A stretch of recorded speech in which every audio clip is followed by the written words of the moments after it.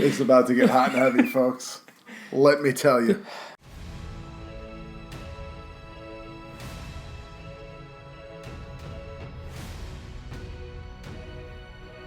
Welcome back. It's Rounds. I'm Jim.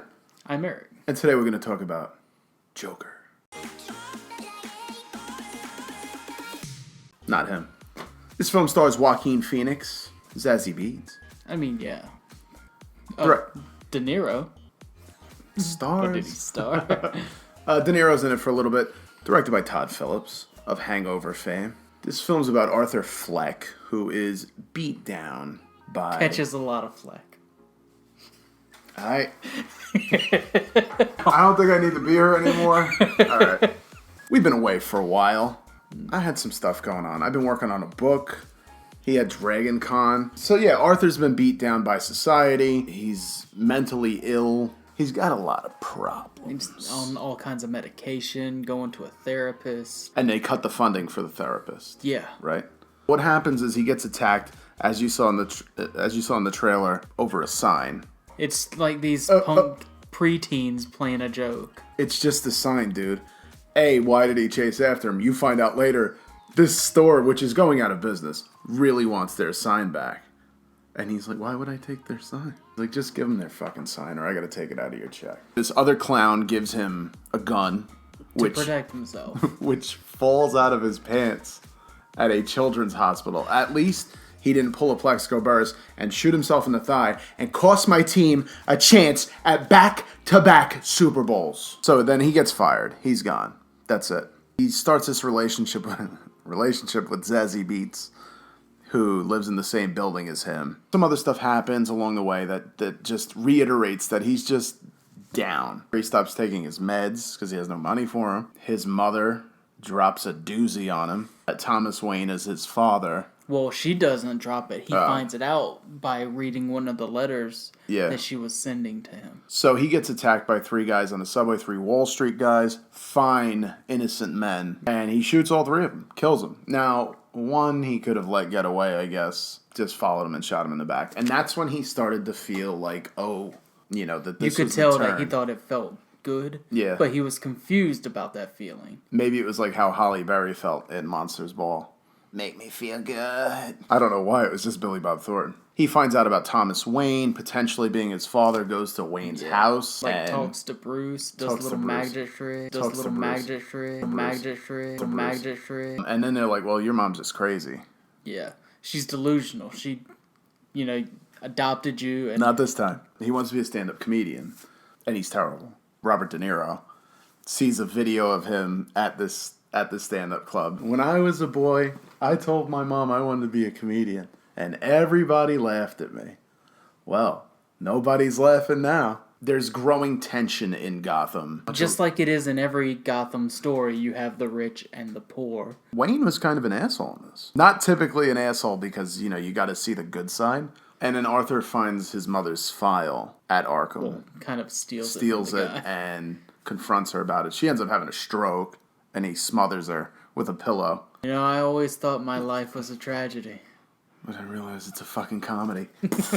And this movement has kind of sparked because, that it's in the news. This masked clown killed the three Wall Street guys, so everybody's dressing up like a clown. It's this big movement. These cops are following him around. Yeah. He ends up killing this dude who gave him the gun. Murray has invited him to be on the show.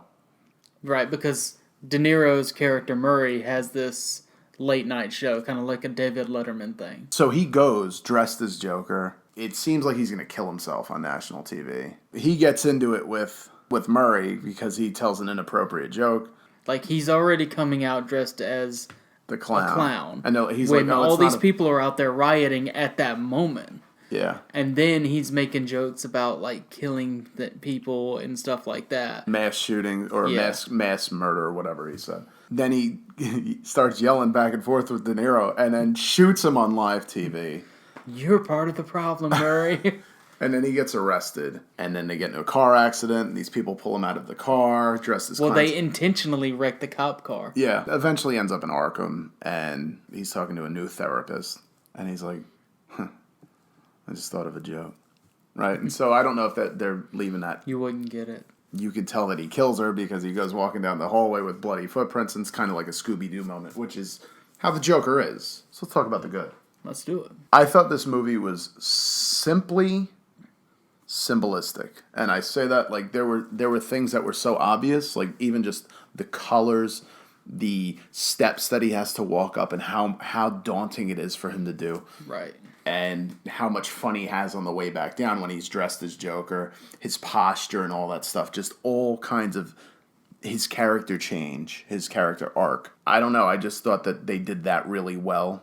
You know, people talking about this was very violent. It wasn't. It wasn't that violent. It wasn't as violent as I expected for a Joker movie, right? Oh, also, you know, the relationship with Zazie Beetz, I forgot to mention this.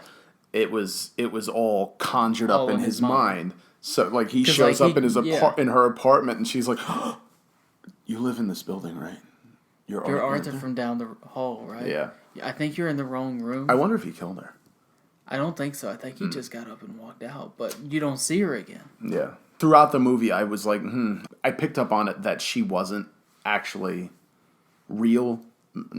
She's real, but I thought maybe it was just something he conjured up in his mind because she wasn't there for his big moments. What he had to work with, Joaquin Pheonix did a decent job at this role. It's no Jared Leto.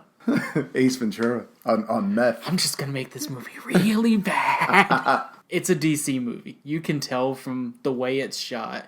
You can tell from the writing.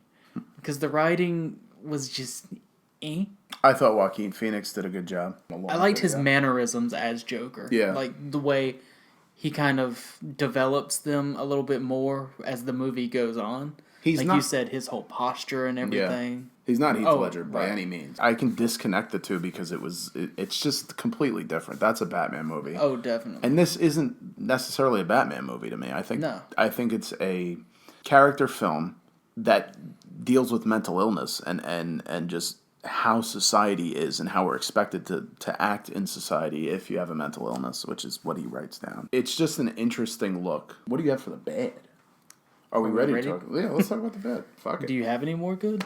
Is there any more good? I might. I'll come back to it. I'm not married to it. I could do a Quentin Tarantino and come back to it later. I don't have to be on your fucking timeline. God, you're so pushy. Where do we begin? This movie was a little too long. And it was only 2 hours and 2 minutes, I believe. But it's still... I felt like it could have been about 10 to 15 minutes less. I thought that they did his laugh too much. That's one of the things. It lessens it for me. Like, not only I appreciate it. I mean, that's fine that that's what they wanted to do. That he had a neurological disorder, right, from being abused as a child. That's kind of like Tourette's, except he laughs. That's a real thing, though. Yeah. I saw that video. When he gets nervous, he laughs. He can't help it. So he's got this card that he can pass out to people. He does it early on in the movie. And it says, I'm not laughing, because I think it's funny. It's a medical condition. But that's the only time he passes out the card. He laughs the entire movie and doesn't pass out a single other card. Was that the only one he had? The lady kept it? But then the cops say later that he had one of his cards from his ex-boss. He could have given one to the Wall Street guys, and they would have mocked him for it. But he probably wouldn't have had to shoot him. For me, I think they showed a little too much in the trailer. How many times do we have to watch Thomas and Martha die? Why did you say that name? I don't think they said Martha a single time the entire movie. Probably because of that stupid fucking Batman. Because that's all you would get out of it. Another thing of the bad. Why the pearls again? I know. Why is the guy always going up, putting the pearls on the gun and shooting? Well, that's what happens in the comic. This is what I would have been all right with, since it was a riot, right? I would have been all right with when they leave the theater, which is the riots are going on, that they go down the hallway, the alleyway. They get mobbed and beaten to death. I think that would have been so much, and Bruce has to run. Right. Instead of just it would have made a lot more sense than what happened. Yeah, that kind of... This random dude's like, oh man, that's the Waynes. I'm about to make it Wayne. I thought Todd Phillips did back to the symbolism and stuff, I thought that he did a good job. The way Jordan Peele did a good job with Us and Get Out. It's little intricate things. And for me, it's all these comedians. Like Todd Phillips did funny movies. He did, Road Trip and Hangover and stuff like that. and Jordan Peele was in Key and Peele. I think, and John Krasinski with A Quiet Place. I think that these comedians, right, or people that understand comedy like that, can get to that dark place. I think it's a fine line, comedy and just how dark it can be. They wreck the cop car, get him out. For one, I don't know. I have multiple. You said wreck the. I don't know why. Fucking Wreck-It Ralph just popped in my for no reason. Oh, I'm about to wreck it. I bet the guy driving said that. I'm gonna wreck it. He missed. Wait. Let's talk about that. Why in The Dark Knight is that guy in the truck with the Joker and nobody's mouth moves when Batman drives under when he's on the motorcycle and he goes, he missed. But why does he sound like that? Whoever it is. And why don't we ever see that guy in the truck with him again? Some rioters crash the cop car he's in and get him out. And, like, I guess they just leave the cops in there. I don't know. I guess the cops died in the crash, but he didn't. They lay him out on the hood. Why are you going to lay him out on the hood like that? He's got to have room to stretch out. How did you know that was him? It's just a cop car taking somebody dressed as a clown off to jail. Did you follow them from... You think that was on purpose? Well, I think maybe that they rammed that car just because it was a cop car, not knowing who was in it, and then they saw who was in it. Well, I mean, you could be right, because yeeted him out of there. It did seem a little bit like they were surprised when they saw who it was. He killed 3 Wall Street guys. That's great. It's all the... He said that's great. If you take a chance on a blue chip stock like Kodak... it's all the poor people of Gotham rioting against the Wall Street people because he killed him. He's like making this symbolic murder. Dark Knight Rises, no? So they've just like idolized, oh man, he's making a stand against the rich. We're going to join this guy. There's some people out there that really, really, really like this movie. You're not one of them. One of my friends, Kevin, super enjoyed this movie after it got through halfway. Another reviewer out there, Pop Culture Vulture, she loved it. Shout out. Gave it a very high score. Don't know if you saw that. But then there's people that really don't like the movie enough to where they're not even going to go watch it. Well, then how can you claim that you don't like the movie if you never watched it? They don't like the premise of it, is what I'm trying to get at. That's a fugazi. It's just another thing to them. Like, it's another origin story. I don't want to see that. I'm kind of in the middle here. That's what I watch a movie for, is to be told a story. One way or another. And this one didn't tell it well. I would only score it a 6. Oh, that's higher than I thought you were going to score it. Higher than I maybe wanted to. But, he felt the pressure. He felt the societal pressures.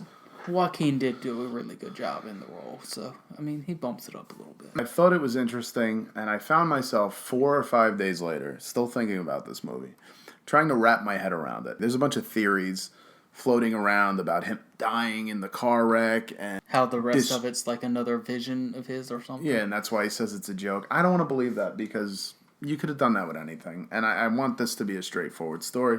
So I'm going to choose to believe that it's a straightforward story. Maybe Thomas Wayne is actually his father, but I thought it was an interesting character analysis and a representation of people that are on so much medication. We're over-medicated.